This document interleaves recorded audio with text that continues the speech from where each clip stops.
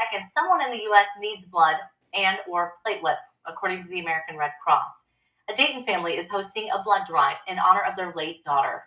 Mariah Hudson was born with a rare blood condition, and for years she needed blood transfusions often. Her mom told us those transfusions transformed Mariah, and Mariah died, though, in November of 2021. Her mom says she's still so thankful for every blood donor who helped give her 27 years with her daughter. We don't even know who they are. That's why I just had to thank God for them. I don't know who they are. Like, who goes in and just lays back and gives blood? But that's an unselfish person.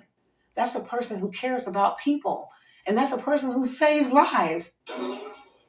A very strong family. The blood drive is tomorrow at the Revival Center Ministries on Oak Ridge Drive from 11:30 to 5:30. Walk-ins are welcome, but you can make an appointment. We have a link on our website. And now, your Storm Center 7 forecast with meteorologist Robert Gauthreaux III.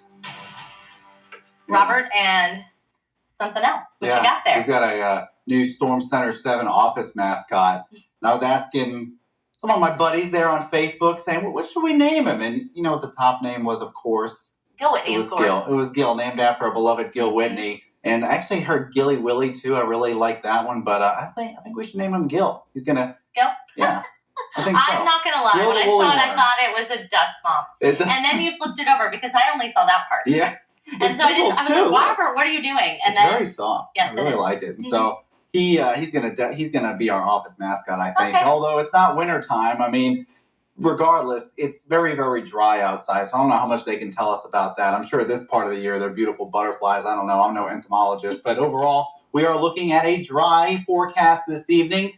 75 degrees right now in Dayton. Although some places are in the 60s.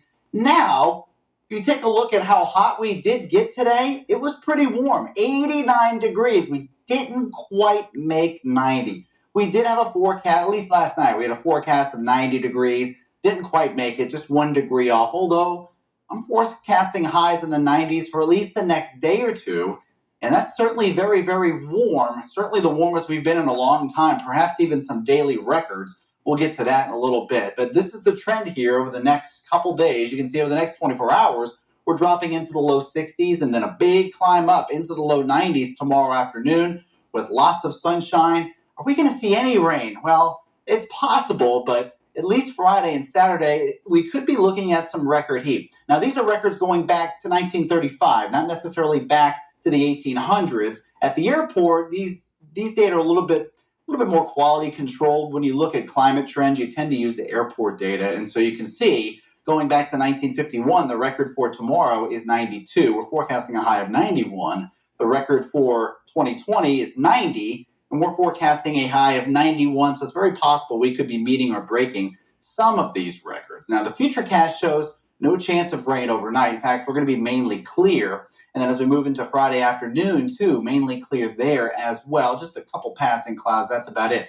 Now, Saturday, we're expecting a cold front to move through. That's right, a cold front. Won't be the strongest cold front, but it should at least knock our temperatures down to seasonable for this time of year.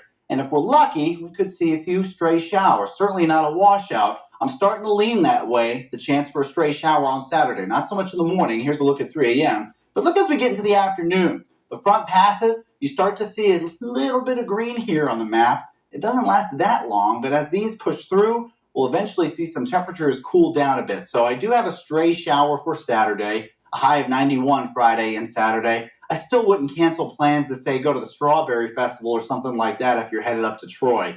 87 for Sunday, a little less hot, but still well above average. And then as we get into the latter part of the week, we're looking at highs in the low 80s, upper 70s, even some mornings in the low 50s. So it should feel a little bit more seasonable for early June across the Miami Valley. Thank you, Robert. Well, veterinary offices across the country are seeing staffing shortages